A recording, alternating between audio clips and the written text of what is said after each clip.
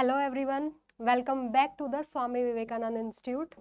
आज जो हम देखेंगे वो है बॉन्ड एंगल। ठीक है। लास्ट टाइम हमने क्या पढ़ा था? लास्ट टाइम हमने पढ़ा था बेंट रूल, जो कि बहुत इंपॉर्टेंट है। Hybridisation, VSEPR theory plus Bent rule. Bent rule भी अप्लाई करना होता है in case of TBP geometry. तो लास्ट टाइम हमने ये देखा था कि आप टीबीपी ज्योमेट्री में लोन पेयर, और अगर लोन पेयर अगर आ जाता है तो उसको कहाँ पे लगाओगे, और अगर मोर दो अलग अलग इलेक्ट्रोनेगेटिविटी के एटम आ जाते हैं तो उसको कौन सी पोजीशन पे, एक्सियल या इक्वेटोरियल पे लगाओगे। तो ये हमने लास्ट टाइम देखा था। बेंट रूल को कंक्लूड कर देती हूँ 2 लाइंस में। लास्ट टाइम मैंने बहुत अच्छे से एक्सप्लेन इसको किया था कि क्या कंसेप्ट है इसके पीछे।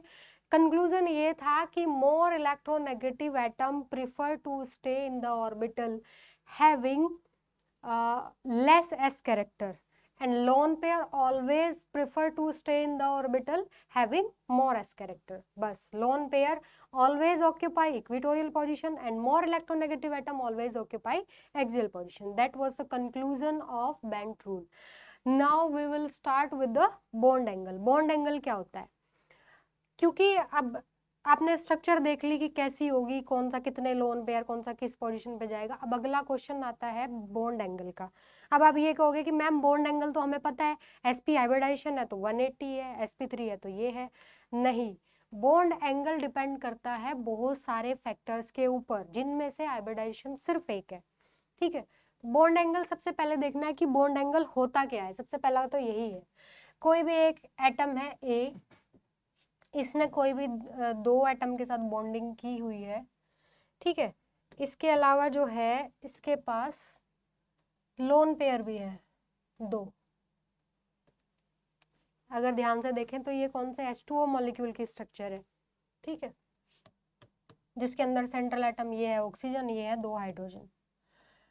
तो ये क्या है? Bond pair. ये भी बॉन्ड पेयर। ये क्या है? Lone pair. लोन पेयर जो है सिर्फ इलेक्ट्रॉन का एक क्या है, पेयर है, जो कि किसी एक न्यूक्लियस से अट्रैक्टेड होकर उसके पास है। तो इलेक्ट्रॉन तो और भी बहुत सारे हैं भाई, बॉन्डिंग तो बाहर वाले कर रहे हैं ना, सिर्फ वैलेंस शेल के। इलेक्ट्रॉन तो और भी होते हैं एटम के पास।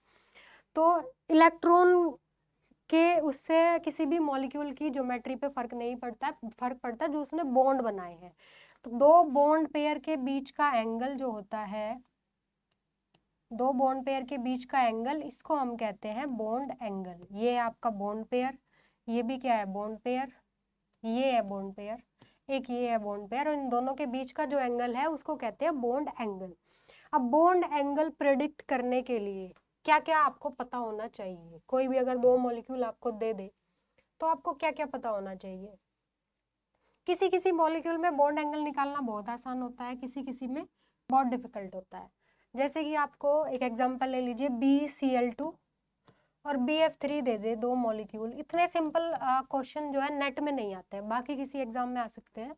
नेट में इतना सिंपल क्वेश्चन आपसे बहुत मतलब रेयरली पूछा जाएगा, क्योंकि बहुत ही सिंपल है, देखते ही कोई भी बता देगा कि कितना बॉन्ड एंगल होगा। BCl2 बेरिलियम है, बेरिलियम दो बॉन्ड बनाएगा क्योंकि आउटर मोस्ट में दो ही इलेक्ट्रॉन थे। बॉन्ड एंगल हो जाएगा 180, हाइब्रिडाइजेशन इसमें होता है sp। BF3 जो है 3 बनाएगा, हाइब्रिडाइजेशन हो जाता है sp2, और बॉन्ड एंगल हो जाता है 120। लोन पेयर कोई बचता नहीं है, ना बोरोन के पास ना बेरिलियम के पास। जो आउटर मोस्ट में इलेक्ट्रॉन थे वो सब यूटिलाइज हो गए हैं बॉन्ड बनाने में। लोन पेयर का कोई झंझट है नहीं। तो बहुत सिंपल, इसके अंदर 180 हाइब्रिडाइजेशन, इसके अंदर 180 बॉन्ड एंगल, इसके अंदर 120 बॉन्ड एंगल। तो आप देखते ही हाइब्रिडाइजेशन आप प्रेडिक्ट कर लोगे। हाइब्रिडाइजेशन आपने प्रेडिक्ट कर लिया, सीधा सीधा जो हाइब्रिडाइजेशन कहता है आइडियल वही बॉन्ड एंगल होता है इन दोनों के केस में। अब दूसरा एग्जाम्पल हम देखेंगे कि अगर आपको दे दिया जाए बॉन्ड एंगल किसके बीच में, एक दे दिया आपको CH4, दूसरा दे दिया आपको वाटर, तीसरा दे दिया आपको अमोनिया। इन तीनों में कह दिया कि इन तीनों में बताइए। अब इसके अंदर क्या है? कार्बन, 4 आउटर मोस्ट में इलेक्ट्रॉन होते हैं, चारों ने बना लिए बॉन्ड, कोई लोन पेयर बचा नहीं है, तो sp sp3d हो गया इसके केस में। अब देखते वाटर के केस में, ऑक्सीजन 6 इलेक्ट्रॉन, 2 ने बॉन्ड बना लिया, बाकी के बचे 2 लोन पेयर। तो यहाँ पे सिर्फ बॉन्ड पेयर की कहानी थी। यहाँ पे लोन पेयर भी इन्वॉल्व हो गए हैं, 2 वो भी। अब एक और बचता है अमोनिया नाइट्रोजन, आउटर मोस्ट में 5, 3 के साथ बॉन्डिंग, और एक बच गया लोन पेयर। यहाँ पे एक लोन पेयर है, यहाँ पे 2 लोन पेयर है, और यहाँ पे 0 लोन पेयर है। हाइब्रिडाइजेशन sp sp3 sp3 तीनों के केस में हाइब्रिडाइजेशन जो है सेम आ रहा है। अगर आप ये कहो कि मैम हाइब्रिडाइजेशन के बेसिस पे हम बॉन्ड एंगल इजीली बता सकते हैं, तो हाइब्रिडाइजेशन तो तीनों में sp3 आ रहा है, लेकिन तीनों की शेप भी तीनों की जो है स्ट्रक्चर भी अलग अलग होगी, ज्योमेट्री तो सेम होगी टेट्राहेड्रल, बट स्ट्रक्चर तीनों की अलग अलग होगी, एग्जैक्ट शेप अलग अलग होगी, और तीनों के अंदर बॉन्ड एंगल भी अलग अलग होगा, क्योंकि बॉन्ड पेयर अरेंज इस तरीके से होगा। तो अब हाइब्रिडाइजेशन, सिर्फ अकेले हाइब्रिडाइजेशन से आप बॉन्ड एंगल नहीं निकाल सकते, उसके अलावा हाइब्रिडाइजेशन किस किस चीज पर डिपेंड करता है, नंबर ऑफ लोन पेयर्स पे। जैसे अमोनिया वाटर का केस है, इसके अंदर वाटर का केस है, इसके अंदर 2 लोन पेयर है, इसके अंदर 1 है, तो नंबर ऑफ लोन पेयर्स के ऊपर भी ये डिपेंड करता है। यहाँ पे क्या होगा, 1 लोन पेयर है तो इसकी जो है शेप होती है पिरामिडल, अमोनिया की।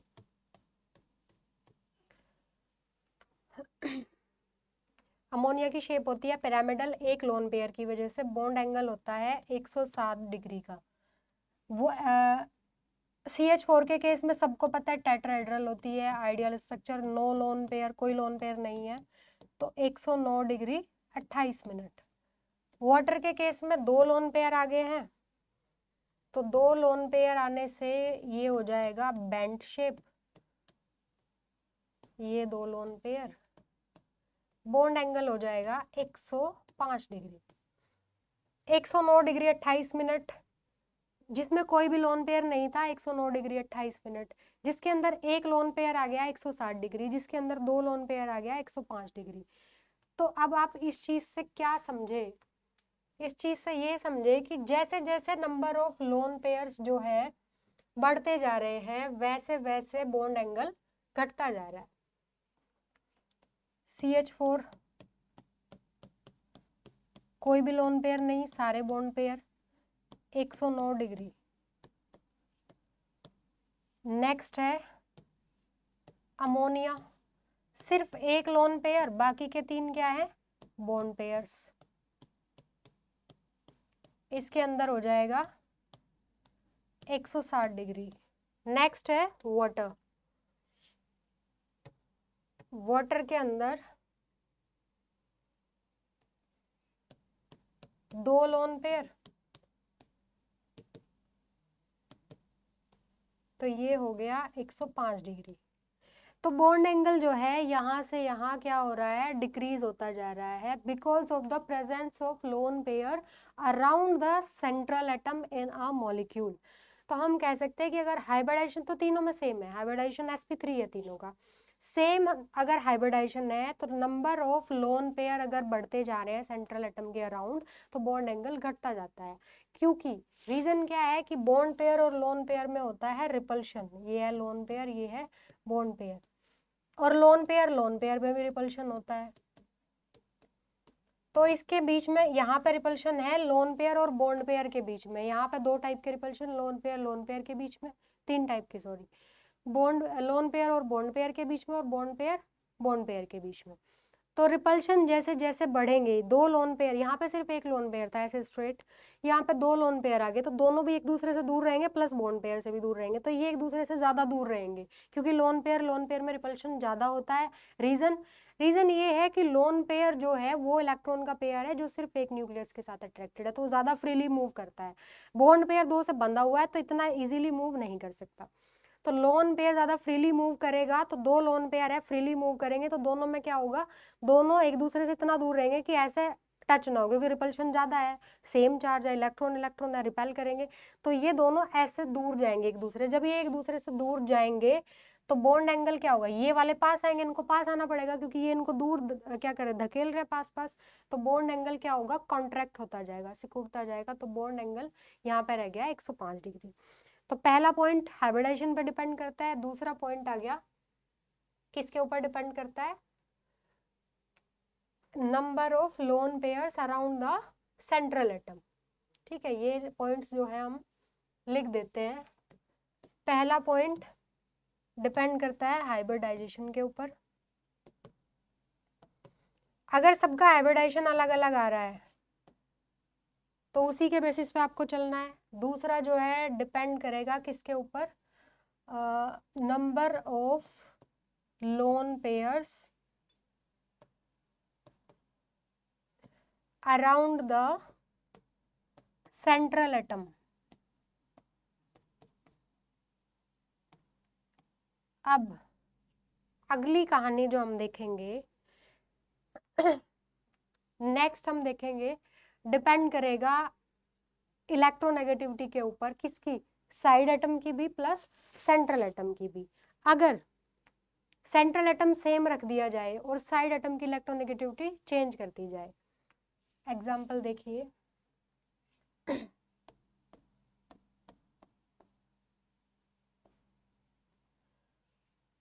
NH3 PH3 ASH3। यहाँ पे क्या है कि साइड एटम जो है सेम है, सेंट्रल एटम चेंज हो रहा है। हाइड्राइड है किसके? नाइट्रोजन वाली फैमिली के हाइड्राइड है। नाइट्रोजन की फैमिली के मेंबर है नाइट्रोजन, फॉस्फोरस और आर्सेनिक। आपसे पूछा जाए कि इनमें बताइए बॉन्ड एंगल। अब अगर देखो सेंट्रल एटम तो सेम ग्रुप का है, सेम नहीं है बट सेम ग्रुप के मेंबर्स हैं। जब सेम ग्रुप के मेंबर्स हैं तो क्या होगा? आपको हाइब्रिडेशन निकालने की भी जरूरत नहीं है। सेम ग्रुप के मेंबर्स में क्या होता है? आउटर मोस्ट में इलेक्ट्रॉन सेम होंगे, सब में 5-5 होंगे। तो आउटर मोस्ट में इलेक्ट्रॉन अगर सेम है तो क्या होगा? हाइब्रिडेशन सेम आएगा। आउटर मोस्ट में इलेक्ट्रॉन सेम है प्लस साइड में जो एटम जुड़ा है वो भी सेम है और उनकी नंबर भी सेम है। 3-3 हाइड्रोजन जुड़े हैं भाई, 3-3 बॉन्डिंग कर लेगा, 5 में से एक लोन पेयर बच जाएगा सबके पास। तो हाइब्रिडाइजेशन तो सेम आ रहा है, स्ट्रक्चर भी सेम आ रही है। स्ट्रक्चर भी सबकी पिरामिडल आएगी, सबके पास एक एक लोन पेयर बचेगा और सबके पास 3-3 बॉन्ड पेयर आएंगे। तो हाइब्रिडाइजेशन से कुछ नहीं पता चला, लोन पेयर भी सबके पास सेम है, उससे भी कुछ नहीं पता चला। अब डिफरेंस क्या है? डिफरेंस आपको देखना है। तीनों में डिफरेंस है कि तीनों की ग्रुप के भी एक के मेंबर है, तीनों के तीनों एक ही फैमिली से हैं सारे के सारे, तो नेचर भी सेम रखते हैं। बट नाइट्रोजन से आर्सेनिक पे जाने पे क्या हो रहा है? इलेक्ट्रोनेगेटिविटी डिक्रीज हो रही है। तो इलेक्ट्रोनेगेटिविटी डिक्रीज होने का क्या फर्क पड़ रहा है वो देखना है हमें।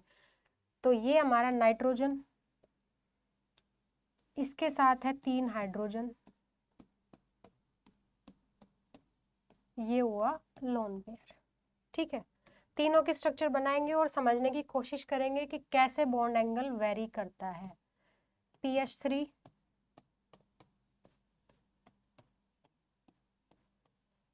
इसके बाद नेक्स्ट आता है ASH3। स्ट्रक्चर सेम है,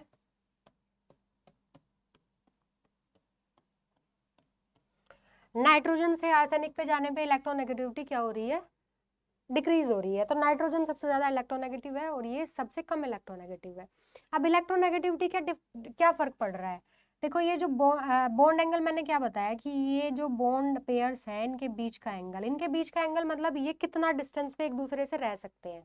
जैसे ये है, ये कितना डिस्टेंस पे एक दूसरे से रह सकते हैं, कितना पास। जितना ये पास आएंगे उतना इनके बीच का बॉन्ड एंगल क्या होगा? डिक्रीज होगा। जितना ये दूर जाएंगे उतना इनके बीच का बॉन्ड एंगल क्या होगा? इंक्रीज होगा।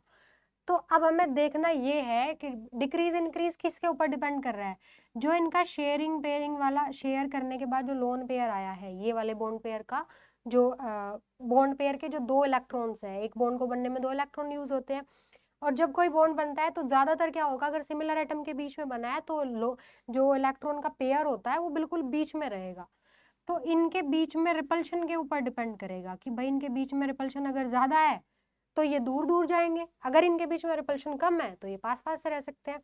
उसके लिए डिपेंड ये करता है कि ये जो लोन पेयर है ये इधर की तरफ है कि इधर की तरफ है। अगर ये लोन पेयर यहाँ की बजाय मैं इसी लोन पेयर को यहाँ बना दूं तो अब इनके बीच में रिपल्शन कम है, जितना ये इधर खिसकता जाएगा रिपल्शन क्या होगा, बढ़ता जाएगा, जितना ये इधर खिसकता जाएगा रिपल्शन घटता जाएगा। तो अब इनके बीच में डिस्टेंस काफी है, यानी कि रिपल्शन कम है, तो अब ये बॉन्ड पेयर क्या है, ये वाली जो लेंथ जो है ये क्या हो सकती है, ऐसी हो सकती है, यानी कि बॉन्ड एंगल घट सकता है। तो जितना ये दूर होगा सेंट्रल एटम से लोन पेयर, उतना ही बॉन्ड एंगल क्या हो सकता है, कम हो सकता है, उतना ये बॉन्ड्स पास पास रह सकते हैं। जितना ये सेंट्रल एटम के पास होगा उतना इनको दूर जाना पड़ेगा, क्योंकि रिपल्शन ज्यादा है। तो इसको आप ऐसे समझे, यहाँ पे क्या समझना है कि यहाँ पे है नाइट्रोजन और हाइड्रोजन के बीच में बॉन्ड, यहाँ पे है फॉस्फोरस और हाइड्रोजन के बीच में, और यहाँ पे है आर्सेनिक और हाइड्रोजन के बीच में। अब हाइड्रोजन तो सेम है, हाइड्रोजन का नेचर तो तीनों में सेम है, इलेक्ट्रोनेगेटिविटी। तो हाइड्रोजन से ज्यादा इलेक्ट्रोनेगेटिविटी किसकी है, नाइट्रोजन की। तो जो शेयर्ड पेयर आपका है, इस बॉन्ड का जो इलेक्ट्रॉन पेयर होगा वो नाइट्रोजन की तरफ ज्यादा होगा। समझ आ रहा है? इस बॉन्ड का जो होगा वो क्या होगा, नाइट्रोजन की तरफ ज्यादा होगा इलेक्ट्रॉन पेयर। इसका थोड़ा सा दूर खिसक जाएगा, क्योंकि यहाँ पे क्या आ गया है, फॉस्फोरस की इलेक्ट्रोनेगेटिविटी नाइट्रोजन के कंपैरिजन में कम है, नाइट्रोजन की ज्यादा है, अपनी तरफ खींच के रखेगा। जिस एटम की ज्यादा इलेक्ट्रोनेगेटिविटी होती है वो शेयर्ड पेयर को अपनी तरफ उतना ही खींच के रखता है, तो ये ज्यादा खींच के रखेगा। क्यों? क्योंकि इसका साइज छोटा है, छोटा साइज है, न्यूक्लियस पास है, ये इसका साइज है, ये नाइट्रोजन है, और ये आपका शेयर्ड पेयर। तो ये इसको क्या करेगा, अपनी तरफ खींच के रखेगा, क्योंकि न्यूक्लियस पास है, न्यूक्लियस इसका इसके इलेक्ट्रॉन को क्या करेगा, अट्रैक्ट करेगा। फॉस्फोरस का साइज हो गया बड़ा, ठीक है, और ये है शेयर्ड पेयर। तो ये न्यूक्लियस जो है इससे दूर है, न्यूक्लियस से की पहुंच से ये इलेक्ट्रॉन दूर है, तो ये उसको उतना नहीं खींच पाएगा अपने पास, बट उतना स्ट्रांगली नहीं। तो इसका न्यूक्लियस इसके इलेक्ट्रॉन को उतना स्ट्रांगली अट्रैक्ट नहीं करेगा। तो जैसे इसकी इलेक्ट्रोनेगेटिविटी कम है, दैट मीन्स ये क्या होगा, ये शेयर्ड पेयर इसके कंपैरिजन में थोड़ा सा दूर होगा। अब इसके केस में इसका तो साइज और भी बड़ा है, तो इसका तो न्यूक्लियस और दूर है, इसका तो और कम खींचेगा, तो इसका और थोड़ा दूर होता जाएगा। तो कहने का मतलब ये है, जैसे जैसे नाइट्रोजन से हम आर्सेनिक की तरफ जा रहे हैं, तो बॉन्ड पेयर का जो इलेक्ट्रॉन है, साजे के जो दो इलेक्ट्रॉन है, जो दो शेयर करके बॉन्ड बना है, वो सेंट्रल एटम से दूर खिसकते जा रहे हैं। अब बना के देखिए इसको।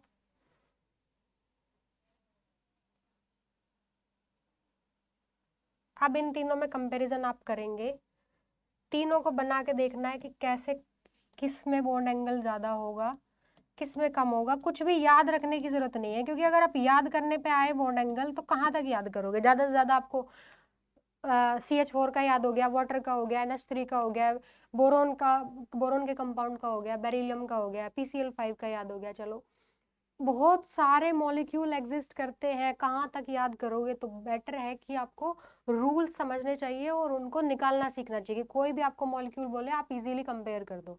और बॉन्ड एंगल जो है एग्जैक्टली निकाल के कभी नहीं पूछेगा आपसे कोई भी कि भाई कोई मॉलिक्यूल दे दिया कि इसके, जैसे किसी ने पूछ लिया कि PH3 के अंदर बताओ कि क्या बॉन्ड एंगल होगा इस बॉन्ड का, नहीं पूछेगा। दो मॉलिक्यूल देकर उनका कंपैरिजन आपसे कराएंगे, क्योंकि कंपैरिजन आप करके बता सकते हो। बॉन्ड एंगल वो प्रॉपर्टी है जिसको एक्सपेरिमेंटली एग्जैक्टली डिटरमाइन किया जा सकता है। थियोरेटिकली आप सिर्फ दो या दो से ज्यादा मॉलिक्यूल का कंपेयर कर सकते हो, तो आपको कंपैरिजन करना ही सीखना है। यहाँ पे क्या हुआ, इसके केस में बॉन्ड एंगल, जो बॉन्ड पेयर था वो नाइट्रोजन के पास है बिल्कुल, ठीक है। अब केस आया किसका, PH3 का। मैंने कहा कि इसमें थोड़ा सा दूर गया है, बहुत ज्यादा नहीं, क्योंकि फॉस्फोरस की भी इलेक्ट्रोनेगेटिविटी ठीक ठाक है, वो हाइड्रोजन के कंपैरिजन में थोड़ा सा दूर गया है। अब बात आती है आर्सेनिक की, इसकी इलेक्ट्रोनेगेटिविटी बहुत कम है, तो इसका तो और दूर चला गया है।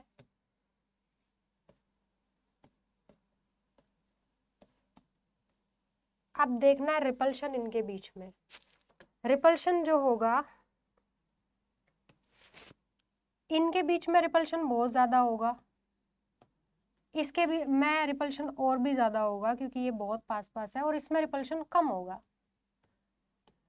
बहुत ध्यान से समझना है, क्योंकि थोड़ा सा कंफ्यूजिंग आप लोगों के लिए हो सकता है, ठीक है। मैंने ड्रॉ कर लिया है पूरा। अब इसमें क्या होगा, ये पास पास है, रिपल्शन ज्यादा है, तो इन ये जो है दूर दूर रहना पसंद करेंगे, ये क्या करेंगे, ये बॉन्ड्स दूर दूर रहना पसंद करेंगे क्योंकि इनका लोन पेयर नाइट्रोजन के पास है, रिपल्शन ज्यादा है तो इनको दूर रहना है ऐसे।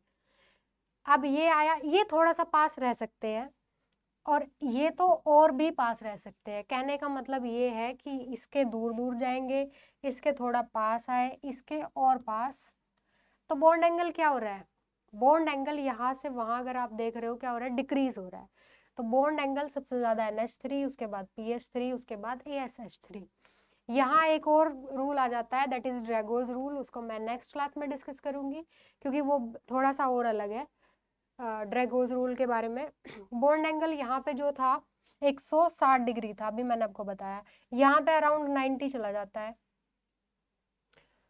इसके बाद 90 के आसपास ही है सबका, 90 मतलब 92 93 कुछ ऐसा चला जाता है, यहाँ पे 90 लगा लो। तो एकदम से 160 से 90 का ड्रॉप कैसे आया, या तो 160 से 104 हो जाता, 3 हो जाता, 100 हो जाता, 98 ऐसा कुछ, तो एकदम से 90 के आसपास चला गया है, क्या रीजन है वो बताता है ड्रैगोज रूल। ड्रैगोज रूल को नेक्स्ट क्लास में डिस्कस करेंगे। अभी आपने फोकस करना है किसके ऊपर, अभी आपने फोकस करना है बॉन्ड एंगल निकालने के ऊपर। बहुत ही इंपॉर्टेंट प्रॉपर्टी है, बॉन्ड एंगल निकालना नहीं, बॉन्ड एंगल कंपेयर करना, सॉरी। तो आपने यहाँ पे क्या देखा कि लोन पेयर जितना सेंट्रल एटम की तरफ खिसकता जाएगा उतना बॉन्ड एंगल क्या होगा, बढ़ता जाएगा, और लोन पेयर जितना सेंट्रल एटम से दूर जाता जाएगा उतना बॉन्ड एंगल क्या होगा, घटता जाएगा। तो कहने का मतलब ये है, सेंट्रल एटम की इलेक्ट्रोनेगेटिविटी अगर घटेगी, सेंट्रल एटम की इलेक्ट्रोनेगेटिविटी अगर डिक्रीज होगी तो बॉन्ड एंगल क्या होगा, इंक्रीज होगा। उल्टा करना है।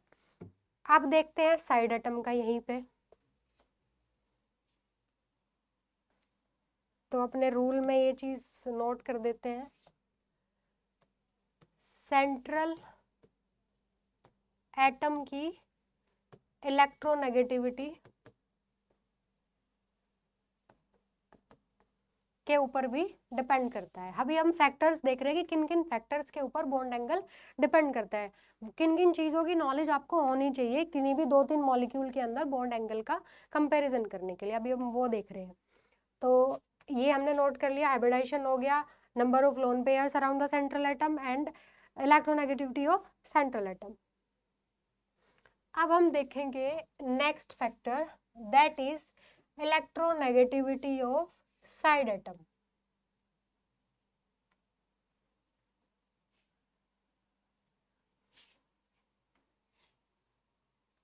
हालांकि बॉन्ड एंगल जब हम निकालते हैं तो कई एक्सेप्शंस बहुत सारे आएंगे, एक्सेप्शंस कौन से आएंगे वो एक्सेप्शंस भी मैं डिस्कस करूंगी। ये जनरल रूल है जो जनरली अप्लाई होते हैं, बट कहीं कहीं कुछ चीजें अलग हो जाती है, जैसे बैक बॉन्डिंग हो जाती है। बैक बॉन्डिंग के एक्सेप्शंस आपको बहुत सारे मिलेंगे, बैक बॉन्डिंग की वजह से बॉन्ड एंगल डिक्रीज हो सकता है, इंक्रीज हो सकता है, जो भी हो सकता है वो मैं आगे एक्सप्लेन करूंगी। अभी ये जनरल रूल्स हैं जो कि अप्लाई होते हैं जब आप बॉन्ड एंगल किसी के अंदर निकालते हो। तो अगर हम देखें NF3, NCl3, NBr3, अभी सेंट्रल एटम सेम है, साइड एटम चेंज हो रहा है, साइड एटम भी सेम फैमिली का है, क्या चेंज हो रहा है उसके अंदर, इलेक्ट्रोनेगेटिविटी चेंज हो रही है। इलेक्ट्रोनेगेटिविटी यहाँ से यहाँ क्या हो रही है, घटती जा रही है। मेरे को स्ट्रक्चर बनाने की जरूरत नहीं है क्योंकि आपको पता है पिरामिडल होगी तीनों की, नाइट्रोजन का है, एक लोन पेयर 3 बॉन्ड पेयर।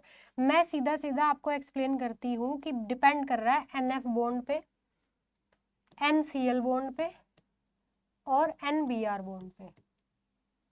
इसका जो लोन पेयर है आपने बस इतना देखना है कि लोन पेयर सेंट्रल एटम की तरफ खिसक रहा है या सेंट्रल एटम से दूर खिसक रहा है, बस ये देखना है। तो यहाँ पे क्या होगा, नाइट्रोजन और फ्लोरीन, इलेक्ट्रोनेगेटिविटी ऑब्वियसली फ्लोरीन की ज्यादा है, तो सेंटर तो ये जो होगा फ्लोरीन की तरफ होगा क्योंकि fluorine is the most electronegative atom पूरी पीरियोडिक टेबल के अंदर। फ्लोरीन की इलेक्ट्रोनेगेटिविटी सबसे ज्यादा होती है तो इसकी तरफ होगा। अब क्लोरीन आ गया है, क्लोरीन के केस में क्लोरीन की इलेक्ट्रोनेगेटिविटी फ्लोरीन से ज्यादा है, लेकिन नाइट्रोजन से भी ज्यादा, फ्लोरीन से कम है सॉरी, बट नाइट्रोजन से ज्यादा है। तो अभी भी लोन पेयर तो क्या होगा, नाइट्रोजन से दूर ही होगा, लेकिन इसके कंपैरिजन में थोड़ा क्या आ जाएगा, पास आ जाएगा। इसको थोड़ा अच्छे से ड्रॉ करते हैं, NCl। अभी थोड़ा सा नाइट्रोजन की तरफ खिसकेगा, अभी Br के केस में और थोड़ा सा नाइट्रोजन की तरफ आएगा। तो जो आपका जो आपका बॉन्ड पेयर है वो सेंट्रल एटम की तरफ खिसक रहा है। सेंट्रल एटम की तरफ अगर खिसक रहा है तो अभी क्या होगा, F F F इसमें क्या था, सेंट्रल एटम से दूर था, और NCl3 के केस में सेम तरीका अप्लाई करना है जो मैंने पहले बताया है, वही तरीका अप्लाई करेंगे।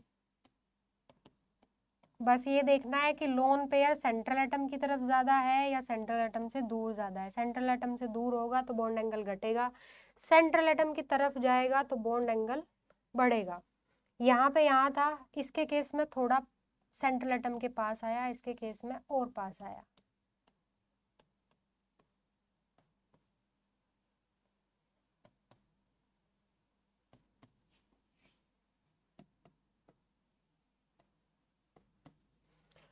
तो अभी हम कह सकते हैं कि इसके केस में क्या है, सेंट्रल एटम से दूर है, दूर का मतलब रिपल्शन कम है, रिपल्शन कम मतलब ये जो है पास पास रह सकते हैं, तो इसका बॉन्ड एंगल ज़्यादा होगा, फिर इसका, और सबसे कम इसका होगा, क्योंकि इसमें क्या है, नाइट्रोजन के थोड़ा पास आ गया है लोन पेयर, तो रिपल्शन बढ़ गया, रिपल्शन बढ़ गया तो उनको दूर दूर जाना पड़ेगा। तो बॉन्ड एंगल, सॉरी उल्टा मैंने ये कर दिया है, बॉन्ड एंगल जो है सबसे कम इसका, सबसे ज्यादा इसका होगा, क्योंकि इसमें लोन जो बॉन्ड पेयर है, बॉन्ड पेयर का जो इलेक्ट्रॉन है वो दूर इसमें है सेंट्रल एटम से, और सबसे पास इसमें है, पास आ गया, रिपल्शन इसमें ज्यादा है, रिपल्शन ज्यादा है तो दूर दूर रहेंगे, रिपल्शन इसमें सबसे कम है, कम रिपल्शन पास पास रहेंगे, ज्यादा रिपल्शन दूर दूर रहेंगे, तो सबसे ज्यादा बॉन्ड एंगल इसका, फिर इसका। तो हम ये कह सकते हैं, यहाँ से एक जनरल रूल बना सकते हैं कि अगर सेंट्रल एटम की इलेक्ट्रोनेगेटिविटी क्या हो रही है, डिक्रीज हो रही है, तो बॉन्ड एंगल इंक्रीज हो रहा है। सेंट्रल एटम अगर सेम टाइप के क्या हो, सेंट्रल एटम अगर आपका सेम हो, सॉरी साइड एटम की, सेंट्रल एटम अगर आपका सेम है, साइड एटम की इलेक्ट्रोनेगेटिविटी अगर डिक्रीज होगी तो बॉन्ड एंगल इंक्रीज होगा, तो साइड एटम की इलेक्ट्रोनेगेटिविटी का ये फर्क पड़ेगा। तो अभी हमने देखा कि बॉन्ड एंगल किन किन चीजों पर डिपेंड करता है, हमारा हाइब्रिडाइजेशन के ऊपर डिपेंड करता है, दूसरा नंबर ऑफ, अगर सेम हाइब्रिडाइजेशन है बट लोन पेयर और बॉन्ड पेयर अलग अलग है तो नंबर ऑफ लोन पेयर बढ़ेंगे तो रिपल्शन बढ़ेगा, रिपल्शन बढ़ेगा तो क्या होगा, बॉन्ड एंगल डिक्रीज होगा, तो number of lone pair around the central atom. इसके अलावा साइड एटम की इलेक्ट्रोनेगेटिविटी, सेंट्रल एटम की इलेक्ट्रोनेगेटिविटी। तो अभी यहाँ एक और फैक्टर आ जाता है, that is electro negativity of side atom.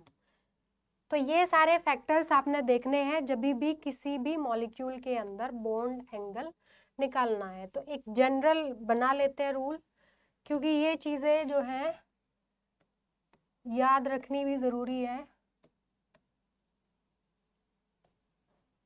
Bond angle सबसे पहला जो फैक्टर था that is hybridisation, hybridisation.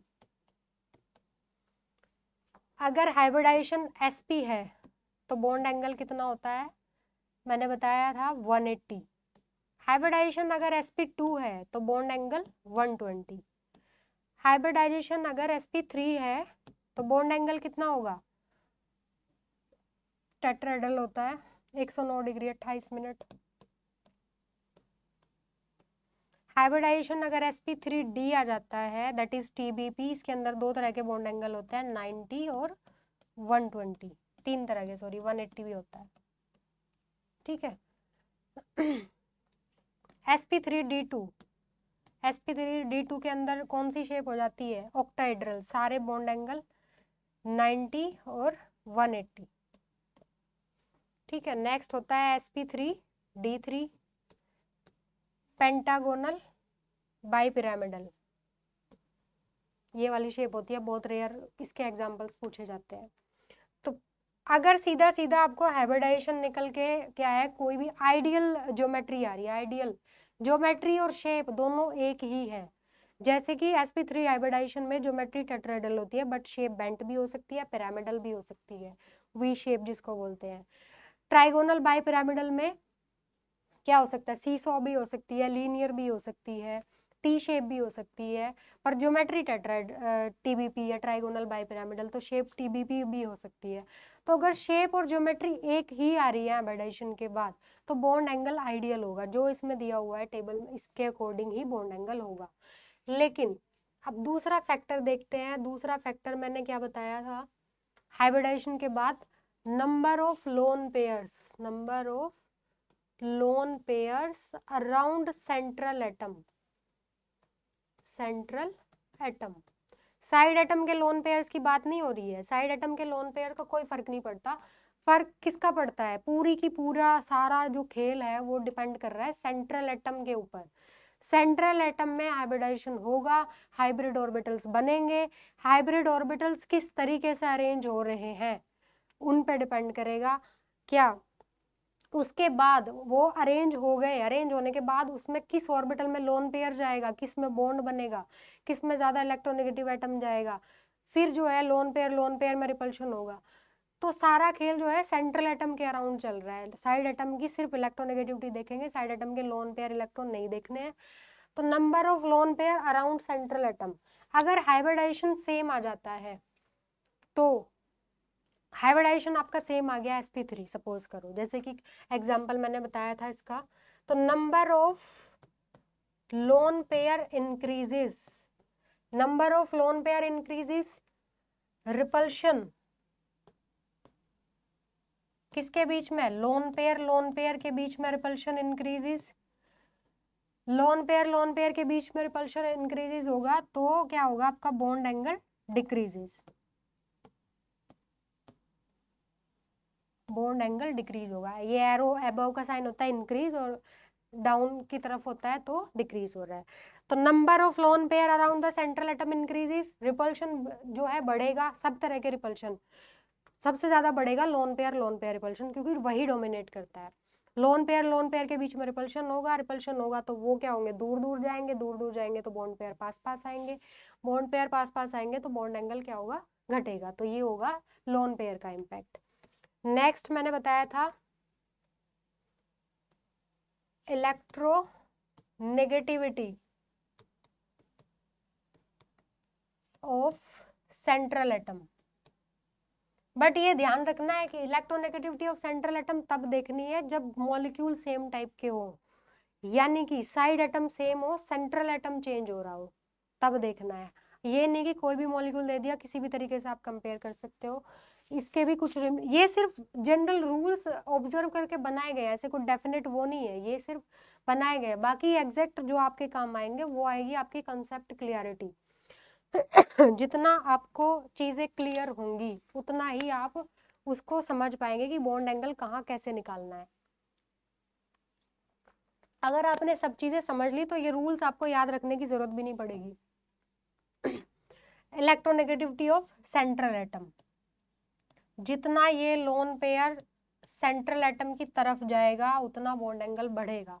That means अगर सेंट्रल एटम की इलेक्ट्रोनेगेटिविटी बढ़ेगी तो सेंट्रल एटम की इलेक्ट्रोनेगेटिविटी अगर बढ़ेगी तो बॉन्ड एंगल क्या होगा, बॉन्ड एंगल भी इंक्रीज होगा।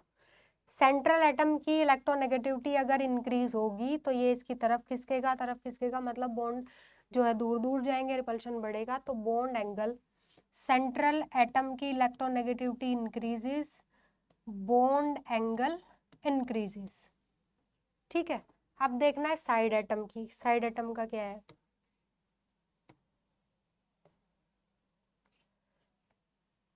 Electronegativity of side atom, side atom की इलेक्ट्रोनेगेटिविटी अगर इंक्रीज होगी तो बॉन्ड एंगल जो है वो क्या होगा, एक मिनट, अभी हमने क्या देखा था, इसको बना के देखते हैं एक बार।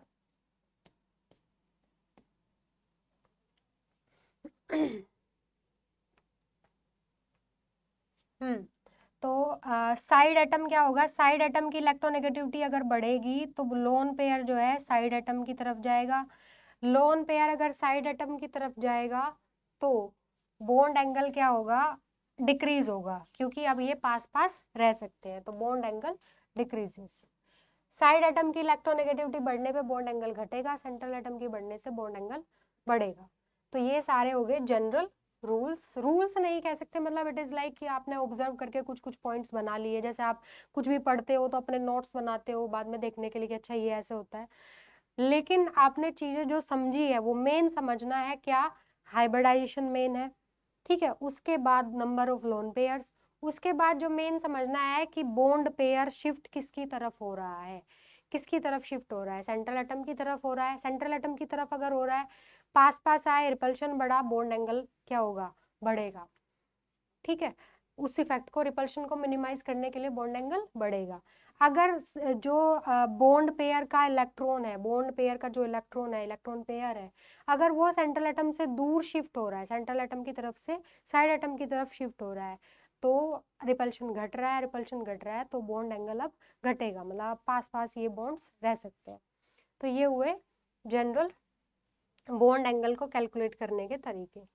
अब बॉन्ड एंगल मैंने आपको इसलिए पहले बताया है, ये पढ़ने से पहले, बैक बॉन्डिंग पढ़ने से पहले, क्योंकि बैक बॉन्डिंग को समझने के लिए बॉन्ड एंगल को समझना बहुत ज्यादा जरूरी है। बैक बॉन्डिंग जो है, बैक बॉन्डिंग आपको वैसे नहीं पूछी जाएगी कहीं भी कि बैक बॉन्डिंग क्या होती है, इसको एक्सप्लेन कीजिए, या कि इसमें है कि इसमें नहीं है, ऐसा कोई नहीं पूछेगा कि बैक बॉन्डिंग इसमें होती है किसमें नहीं होती है। ये एक हिडन कंसेप्ट है जो आपको बहुत मतलब क्या करता है कि एक नॉर्मल ट्रेंड आ रहा है, बॉन्ड एंगल किसी का, एक बॉन्ड एंगल का ऑर्डर है, ए का ज्यादा, बी का कम, सी का उससे कम, इसकी वजह से, बैक बॉन्डिंग की वजह से वो ऑर्डर डिस्टर्ब हो जाता है, उसी को कह देते हैं एक्सेप्शन। तो ये एक कंसेप्ट है जो आपको समझना है, अप्लाई करना आना चाहिए, ताकि आप देख सको किस में बैक बॉन्डिंग हो रही है और बैक बॉन्डिंग का क्या इम्पैक्ट हो रहा है। तो ये जहां भी बैक बॉन्डिंग होगी वहां नॉर्मल से अलग कुछ होगा, यानी कि वो एक्सेप्शन होगा। जैसे कि एग्जाम्पल देखिए, एग्जाम्पल क्या है कि the expected bond angle of PH3, PH3 का बॉन्ड एंगल ज्यादा होना चाहिए किससे, PF3 से। लेकिन क्या हो रहा है रियलिटी में, PF3 का बॉन्ड एंगल ज्यादा होता है PH3 से। तो मैंने वही बताया कि बैक बॉन्डिंग की वजह से एक्सेप्शंस होते हैं। तो PF3 का बॉन्ड एंगल ज्यादा क्यों होता है, बॉन्ड एंगल एक चीज के ऊपर डिपेंड और करता है जो मैं आपको बताना भूल गई, वो है कि अगर सिंगल बॉन्ड है और डबल बॉन्ड है, तो डबल बॉन्ड के बीच में रिपल्शन ज्यादा होता है सिंगल बॉन्ड के कंपैरिजन में, क्योंकि सिंगल बॉन्ड में क्या, 2 इलेक्ट्रॉन यूज हुए, डबल बॉन्ड में 4। तो डबल बॉन्ड जहां भी आ जाएगा वहां रिपल्शन ज्यादा होगा। डबल बॉन्ड के बीच में repulsion, double bond single bond के बीच में रिपल्शन, ठीक है। ऑर्डर जो होगा, सबसे ज्यादा रिपल्शन होता है डबल बॉन्ड के बीच में, फिर होगा डबल बॉन्ड सिंगल बॉन्ड के बीच में, और फिर सिंगल बॉन्ड के बीच में। तो अगर किसी बॉन्ड के अंदर, बॉन्ड सिंगल है बट उसके अंदर कैरेक्टर आ गया डबल बॉन्ड का, वो कब आता है, जब बैक बॉन्डिंग होगी। अभी मैं एक्सप्लेन करूंगी उस चीज को। तो अगर किसी बॉन्ड के अंदर डबल बॉन्ड का कैरेक्टर आ जाए तो वहां पर रिपल्शन बढ़ जाएगा, रिपल्शन बढ़ेगा तो बॉन्ड एंगल भी क्या होगा, बढ़ जाएगा, ठीक है। तो बैक बॉन्डिंग क्या होती है, बैक बॉन्डिंग को देखते हैं थोड़ा सा। The phenomenon of back bonding involve the transfer of electron. एक नॉर्मल बॉन्ड बन गया, जैसे PH3 है, PH3 में फॉस्फोरस ने क्या किया, हाइड्रोजन के साथ बॉन्डिंग कर ली, एक लोन पेयर बचा। PF3 है, फ्लोरीन के साथ बॉन्डिंग कर ली, एक लोन पेयर बचा।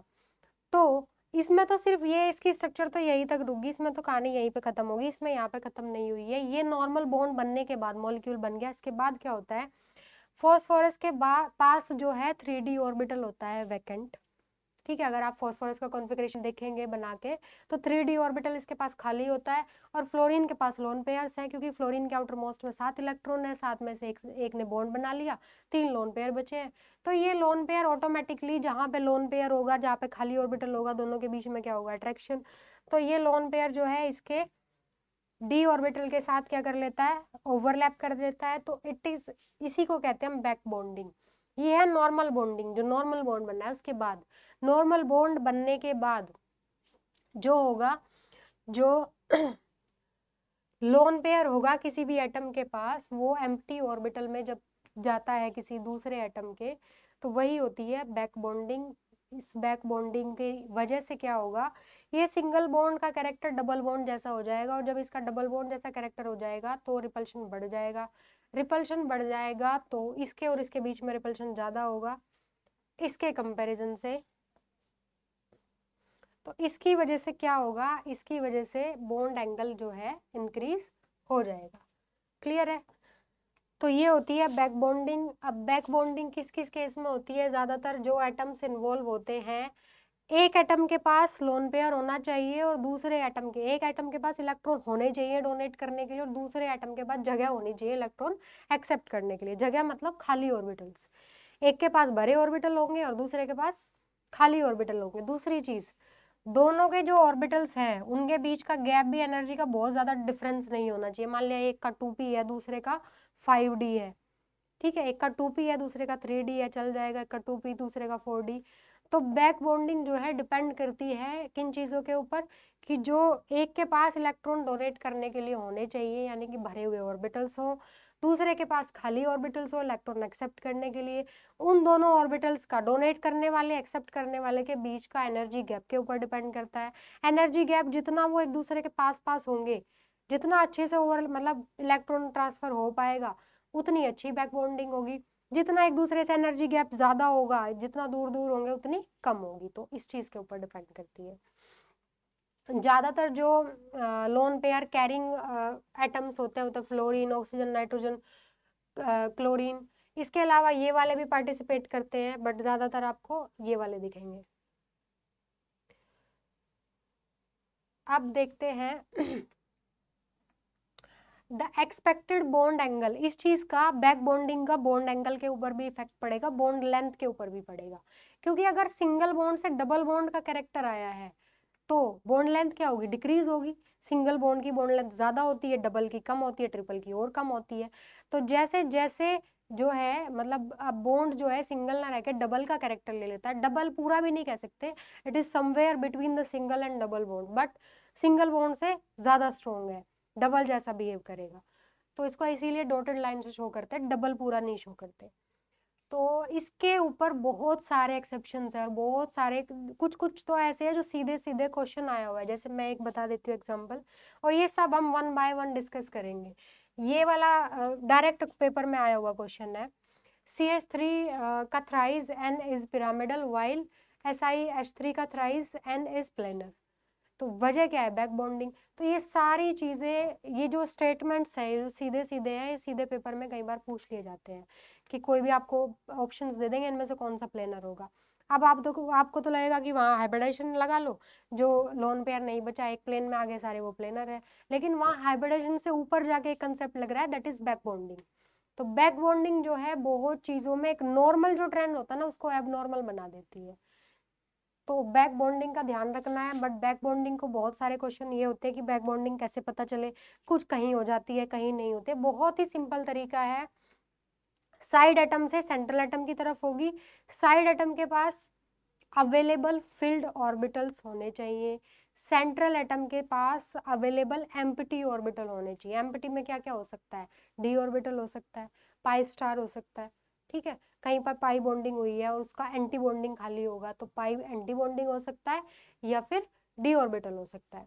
तो इसके बेसिस पे बहुत सारी चीजें, बहुत सारे क्वेश्चंस जो है डिस्कस करेंगे। बहुत सारे सीधे, कई बार सीधे सीधे क्वेश्चंस इसमें से आ जाता है, ठीक है। तो अब हम यहाँ से जो है नेक्स्ट क्लास में कंटिन्यू करेंगे। आज हमने देखा है बॉन्ड एंगल, और बॉन्ड एंगल के ऊपर जो क्वेश्चंस होंगे वो आप ट्राई कीजिएगा। अगर आपको लगे कि कोई क्वेश्चन आपको कुछ अलग लग रहा है तो आप कमेंट सेक्शन में वो डाल सकते हैं। I will try to explain that questions. Thank you so much for watching.